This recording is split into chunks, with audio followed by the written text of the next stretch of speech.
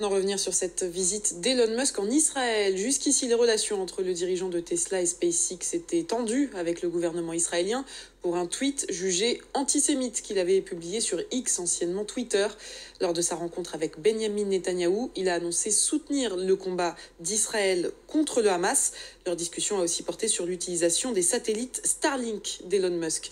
On retrouve tout de suite Fabrice Epelboin, enseignant à Sciences Po Paris et entrepreneur. Bonjour. Pourquoi Elon Musk a-t-il été reçu par Benjamin Netanyahou? Quels sont les thèmes qui devaient être évoqués aujourd'hui? Le principal thème qui devait être évoqué était certainement l'utilisation des satellites Starlink pour un accès Internet à Gaza, et c'est toujours une discussion ouverte. Et puis il y a une question de relations publiques, aussi bien pour Netanyahou que pour Elon Musk, pour dissiper les malentendus sur son antisémitisme. Pourquoi le gouvernement israélien n'était jusqu'ici pas favorable à l'utilisation de Starlink ?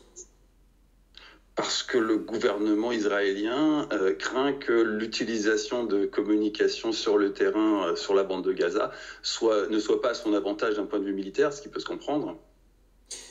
Elon Musk a été lâché par plusieurs sponsors après son tweet où il affirmait que les membres de la communauté juive entretenaient la haine contre les Blancs. Est-ce que ce voyage, pour lui, c'est une manière de tenter de se rattraper après ses propos, mais aussi retrouver des liens avec des sponsors tels que Disney et Apple ?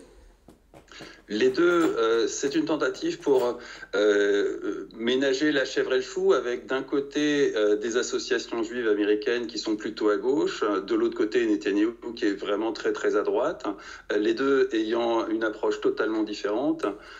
Et Elon Musk jouant un rôle qui est comparable à celui d'un chef d'État. Il faut quand même rappeler que sans les satellites Starlink, il n'y aurait pas de guerre en Ukraine.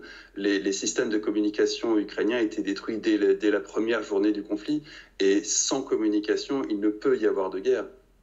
Qu'est-ce qu'on va retenir de ces discussions entre Benjamin Netanyahou et Elon Musk, finalement ?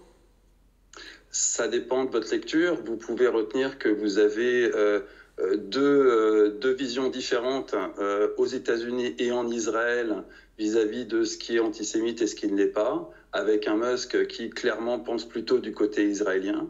Vous pouvez également retenir que il y a une claire alliance qui se dessine entre Israël et Musk, pour peu que ça puisse avoir des conséquences, probablement plus sur Starlink que en ce qui concerne Twitter.